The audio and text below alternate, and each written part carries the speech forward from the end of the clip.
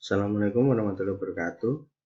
Untuk video kali ini kita akan membahas sedikit mengenai spektrofotometer ya, alat spektrofotometer UV visible.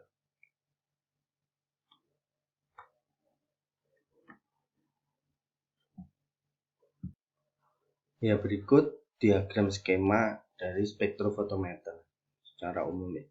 Jadi spektrofotometer sendiri saat ini kita tahu dibagi jadi dua, yaitu single beam dan double beam.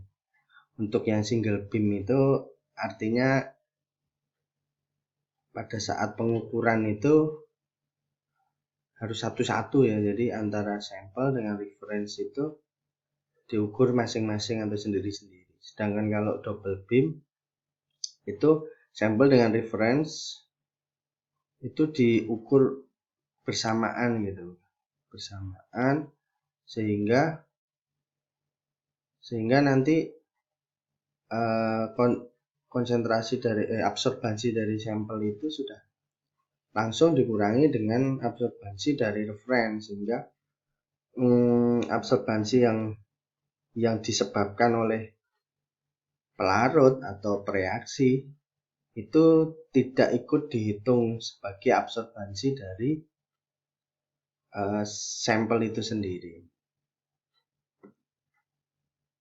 Ya, untuk komponen-komponennya yang pertama yang pasti sumber lampunya untuk UV spektrofotometri UV visible itu ada deuterium lamp dan tungsten lamp. Untuk UV-nya adalah deuterium lamp, untuk visible-nya adalah tungsten lamp.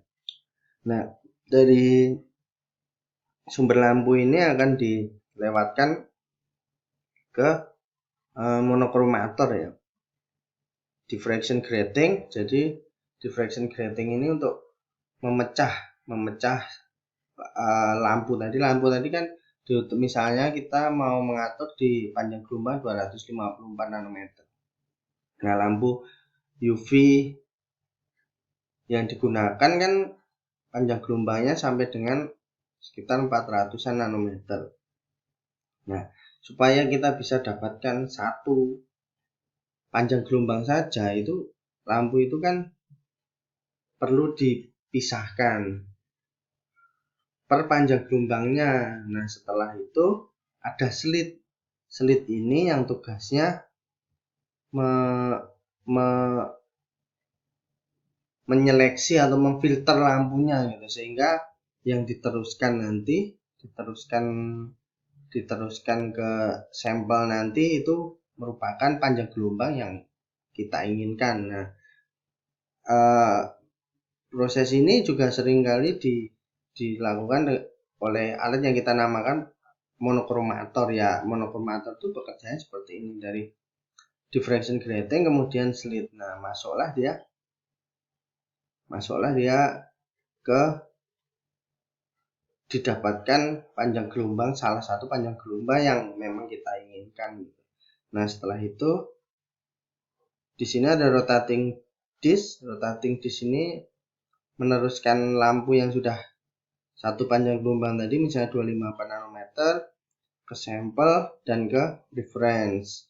Nah, kemudian sini ada mirror untuk mengarahkan cahayanya ya, di sini juga. Jadi ketika sampel terus kemudian reference, kemudian di sini rotating di sini juga untuk mengarahkan lampu ke arah detektor. Nah, nanti detektor sendiri hasil yang didapatkan absorbansi sampelnya itu, jika dia double beam itu berarti sudah dikurangi dengan reference. Jadi nanti peaknya itu atau absorbansi yang didapatkan udah absorbansi dari si sampel itu sendiri.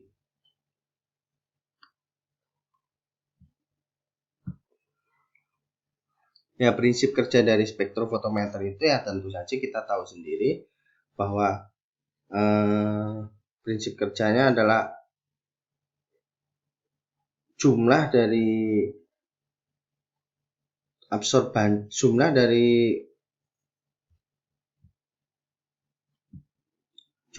intensitas cahaya dari lampu tadi yang diserap oleh sampel kita atau oleh target kita gitu. Jadi dalam spektrofotometri itu tentu saja sampel itu harus punya gugus yang mampu menyerap cahaya itu sendiri, intensitas cahaya itu sendiri.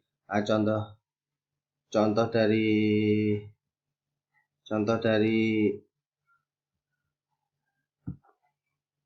dari gugusnya adalah gugus kromofor ya. Jadi kerja utama dari spektro itu contohnya adalah seperti ini. Jadi intensitas cahaya yang dikeluarkan oleh si lampu tadi kemudian dibandingkan dengan intensitas cahaya yang diterima oleh detektor, sehingga kalau semakin besar konsentrasi dari sampel yang mengandung gugus kromofor yang dapat menyerap intensitas cahaya tadi, maka intensitas cahaya yang diterima di detektor akan semakin kecil. Nah, selisihnya inilah yang disebut absorbansi, karena cahaya tadi diabsorbansi oleh gugus kromofor yang ada di sampel seperti itu. Jadi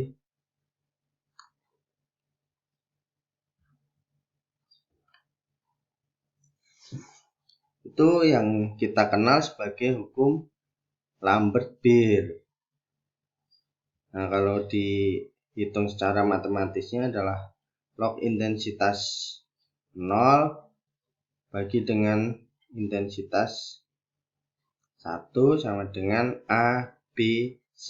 Akhirnya didapat rumus A sama dengan epsilon B kali C. A adalah absorbansi, epsilon adalah tetapannya, kemudian B adalah lebar ini tebal dari kuvet sendiri, sedangkan C adalah konsentrasi. Nah, untuk digunakan di perhitungan atau kuantitasi itu tentu saja kita akan pakai kuvet yang tebalnya sama, sehingga B-nya akan sama, epsilonnya juga pasti sama, karena alat yang kita pakai kan sama, tetapannya sama. Jadi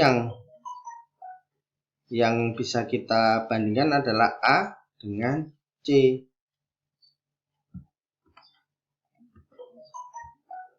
Nah, inilah rumus kalau kita akan menghitung dari konsentrasi dari analit. Jadi konsentrasi analit sama dengan konsentrasi dari standar dikali absorbansi analit dibagi dengan absorbansi standar.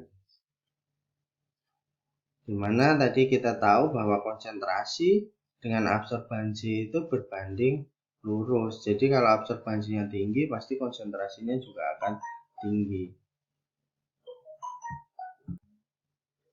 Selain digunakan sebagai kuantitasi, spektrofotometri juga bisa kita gunakan sebagai alat uji kualitatif atau identifikasi. Contohnya seperti ini, kita curiga sampel tersebut mengandung parasetamol. Nah, ini kita akan lakukan, kita lihat spektranya pada panjang gelombang sekitar 190 sampai dengan 500 nanometer. Nanti kita lihat spektranya, bentuk spektranya kita bandingkan dengan spektra dari standar. Kalau itu memiliki kesamaan, yang paling utama panjang gelombang maksimalnya itu sama, maka kita bisa kita bisa pastikan secara spektro itu dia adalah parasetamol. Tapi kita harus lakukan uji selanjutnya, misalnya kita uji konfirmasi dengan menggunakan HPLC, detektor PDE misalnya, atau dengan detektor MS seperti itu. Karena kita tahu sendiri spektrofotometri itu tidak ada pemisahan ya di situ, ya dari sampel kita larutkan kemudian kita lakukan pengecekan, kecuali memang kita lakukan ekstraksi sebelumnya, tujuannya untuk memisahkan. Jadi kalau secara secara spesifisitas itu ya spektrofotometri jelas di bawah sistem kromatografi. Mungkin itu sedikit tentang spektrofotometri. Terima kasih atas perhatiannya. Assalamualaikum warahmatullahi wabarakatuh.